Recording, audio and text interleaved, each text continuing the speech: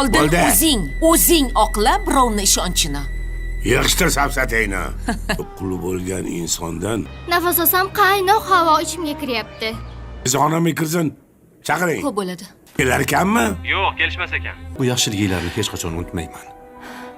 Qo'ysangizchi Abzal. Feruza Shodiyeva, siz oldingizga kelishdi. Hovliqmang. Keling, o'tiring, gaplashamiz. Miyasi aynab qolgan deb o'ylayapsanlarmi? Farhodning uyida endi hamma narsa tinch ko'rinsa ham, aslida ichkarida katta ishonchsizlik va shubha kuchayib bormoqda. Har bir inson o'z ichida alohida jang qilmoqda. Farhod esa endi hech kimga to'liq ishonmay qo'ygan. Hatto o'z oilasi ichida ham kim haq, kim yolg'onchi ekanini ajrata olmayapti.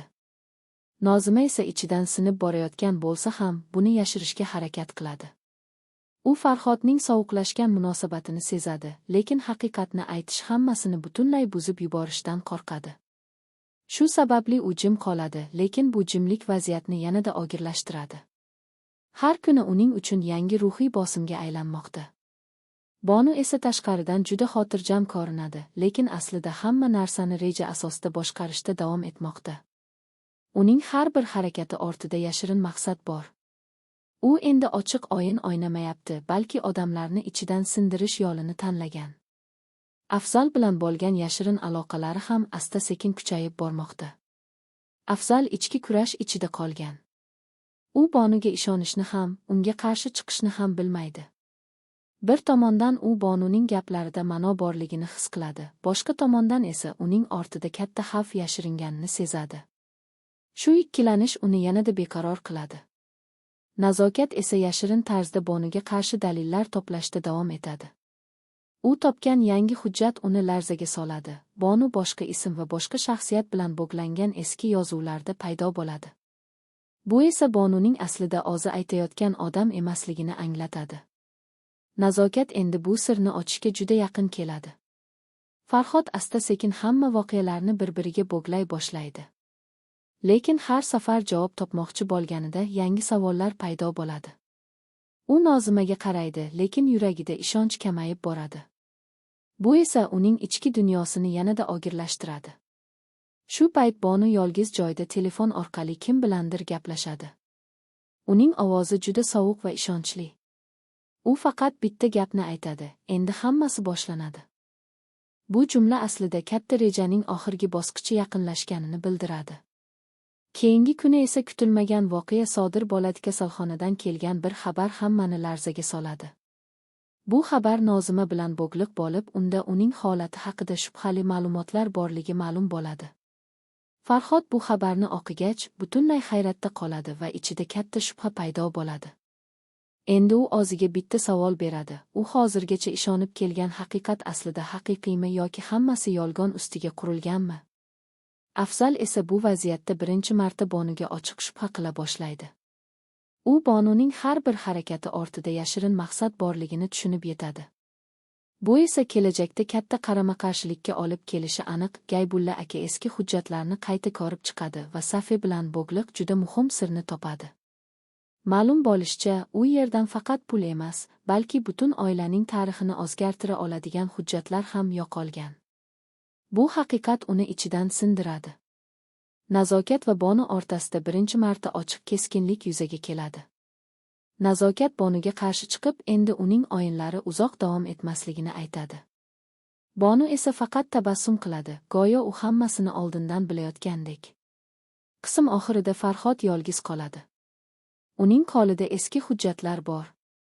U asta-sekin tushunadi, bu urush tashqaridan emas, balki oila ichidan boshlanib ketgan.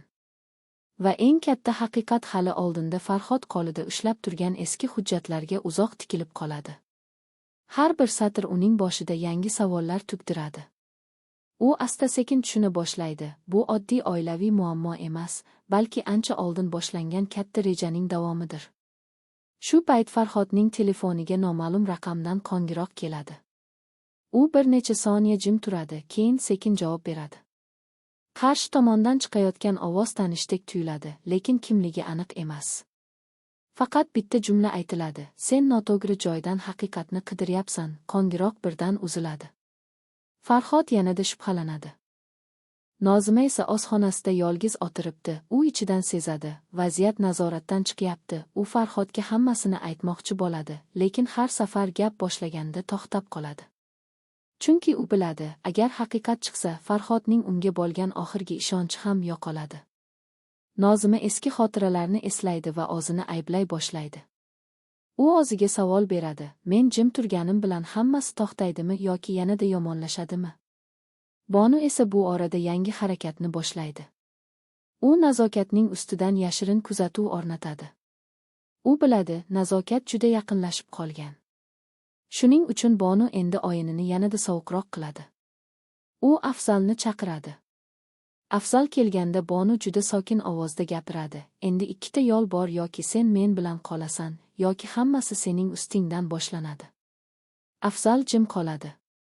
U birinchi marta Bonudan qo'rqayotganini ichidan his qiladi, lekin tashqaridan bildirmaydi.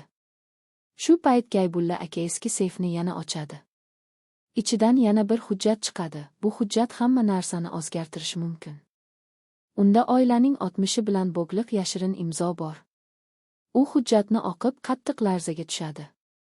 Chunki unda Bonuning ismi yana boshqa joyda paydo bo'ladi, bu safar juda eski sana bilan. Gaybulla aka o'zicha pichirlab deydi, demak u tasodif emas ekan, nazokat esa dalillarni birlashtira boshlaydi. U Bonu, Safi va eski hujjatlar o'rtasidagi bog'liqlikni tushunadi. Endi u aniq biladi, Bonu bu oilaga tasodifan kirib kelmagan. Nazokat Farhod bilan uchrashishga qaror qiladi. U unga bitta faylni uzatadi va shunday deydi, agar sen haqiqatni bilmoqchi bo'lsang, shu yerdan boshlaysan. Farhod faylni ochadi va ichidagi ma'lumotni ko'rib butunlay muzlab qoladi. Kechasi Bonu yolg'iz qoladi. U oynaga qarab uzoq turadi.